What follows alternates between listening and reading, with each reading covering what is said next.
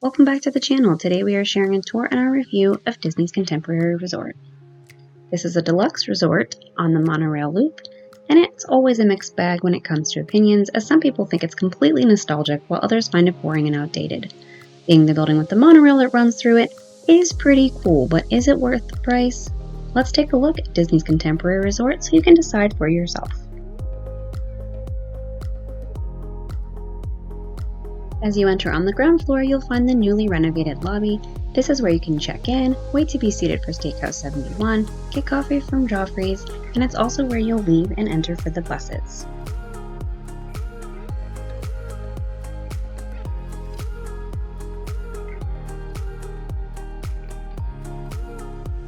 The lobby is designed with bright colors and mid-century modern furniture, and I know some people weren't super thrilled when they did this change. However, I think it is a huge improvement from what was there before. There are plenty of places to sit, whether you're waiting for your room, waiting for your ride to the airport or to the parks.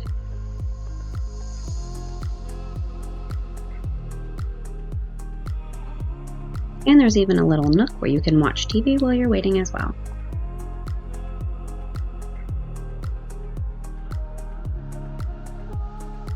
If you're visiting for a reservation at Steakhouse 71, it offers up a very nice first impression, and there's generally plenty of places to sit. You can find the resort activity schedule in the lobby as well, which will tell you about everything that's happening around the resort.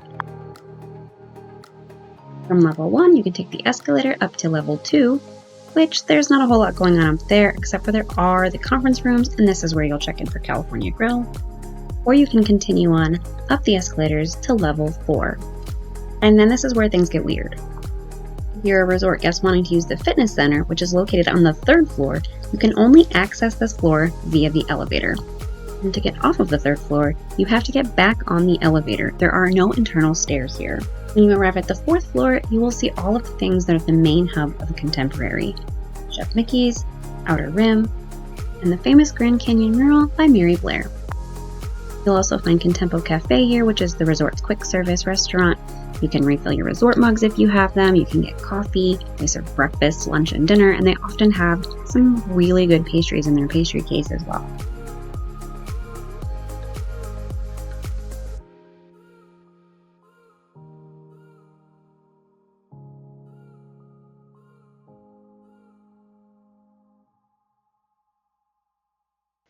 And here you can see how the layout looks from up above.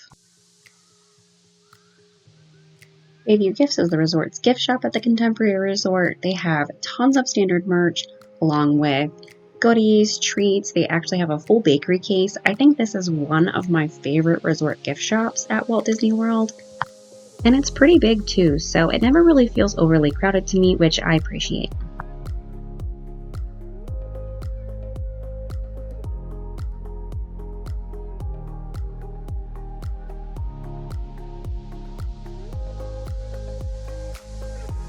They also have special resort-themed merch here at the Contemporary to match both the Incredibles and the monorail themes, so you can usually find something pretty fun and unique from this gift shop.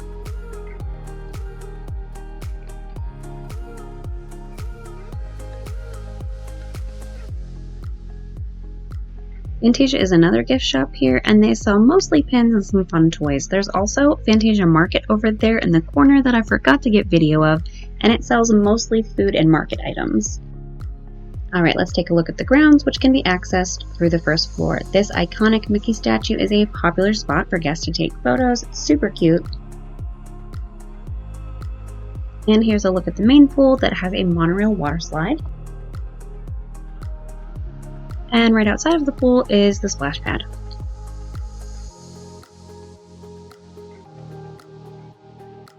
And right around the corner is a giant checkers board, which is super fun if you're looking for like an outdoor game.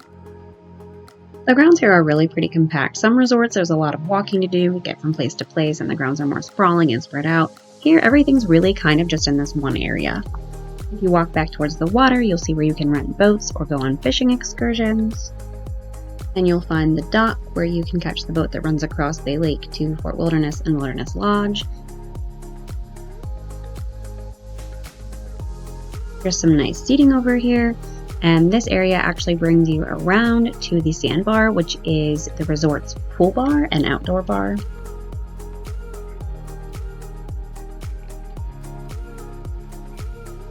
Here is another look of the main pool. And if you turn around from here, you'll actually see the beach directly behind it. So again, you can really see how much everything is really just in the one area. You don't have to leave this area for any of the outdoor stuff. The pools, the beach, everything is right here. And this beach is pretty spacious. It has a volleyball net, it has some really fun loungers, and then it has your standard loungers. We visit this resort a lot because we enjoy the food, and truthfully, I have never seen this beach crowded. So that's one really nice thing about it. It's pretty big, there's plenty of space, nice place to relax. And then from the beach, you'll find the second pool. So you can see how close everything is. A lot of resorts have their quiet pool in another section. This is actually fairly close to the main pool. And it overlooks the water over here, so that's pretty cool. So as you head back towards the contemporary building, you will find the garden buildings. These buildings tend to be less popular, but they're also less expensive most of the time. So if you want to stay here, but you want to spend a little bit less, definitely check them out. I know some people say it's too far from the main tower, but really it's only like a 5 to 8 minute walk depending on where you are, so it's really not as far as it might seem or as some people might think. The ground floor rooms over in this area have patios, while the second and third floor rooms have a sliding door instead of a balcony. And this path brings us back to the front on the ground floor, and that's also where you will find the bus stop, as well as the walkway to Magic Kingdom. This walk takes about 10 minutes total and makes getting to Magic Kingdom a breeze because it has its own security checkpoint too. You don't have to wait in line in security when you get to Magic Kingdom.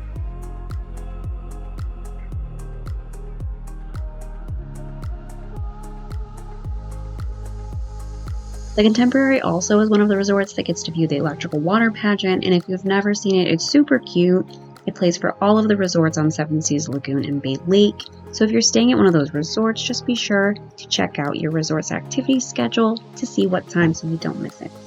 This is the view from the beach, so if you're looking for the same kind of view, just head to the beach. There was literally nobody there when we watched it. I think there was one kid that got out of the pool to watch it, and that was pretty much it.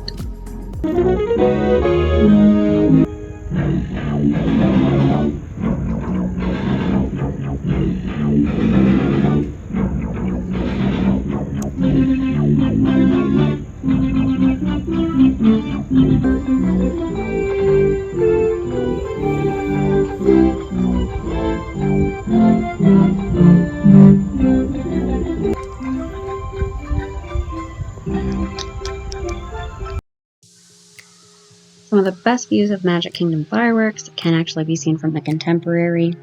Pretty much anywhere here that's facing Magic Kingdom is going to give you a good view, but there is also a 4th floor viewing deck for guests of the resort.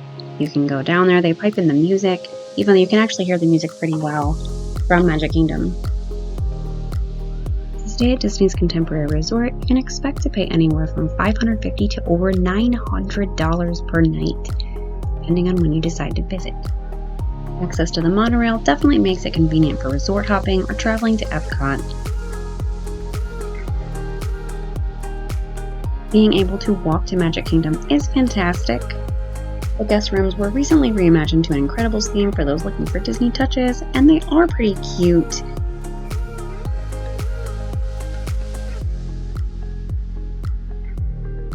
But the real showstopper in the rooms is the view. The views here cannot be beat. But that being said, the resort definitely has some issues. We thought that the monorail might make the resort loud, but it really doesn't. What does is Chef Mickey's. During the hours this restaurant is open, the 4th floor is super packed and very, very noisy. It's not a huge deal, but it's definitely not the relaxing experience you might expect or find at another deluxe resort. And unlike some of the other deluxe resorts, since everything is so compact and in one area, you kind of can't escape it. Another huge miss at this resort is the fact that there are no internal stairs, so you need to take the elevators pretty much everywhere unless you want to go to the outside stairs, which again isn't a huge deal, except according to the cast member we spoke with, sometimes the exterior doors are locked and you can't actually access the main hallways from them. And since there are so many people visiting the resort for restaurants, it's almost like there's not enough elevators for the guests staying there and the guests visiting. which means that the elevators are always very busy and very slow. There were often waits of at least 30 minutes or more just to get to our room, and apparently this is quite common. We took our chances and took the outside stairs and it was fine, but if you have a stroller or if you're in a wheelchair or a scooter, this is not an option for you. To summarize, we loved being able to walk to Magic Kingdom. The monorail was super convenient.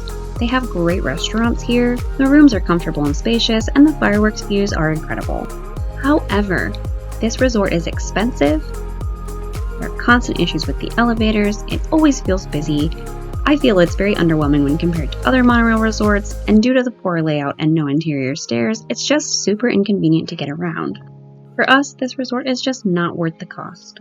Being able to walk to Magic Kingdom and seeing the fireworks from our room is magical, but this is our least favorite monorail resort.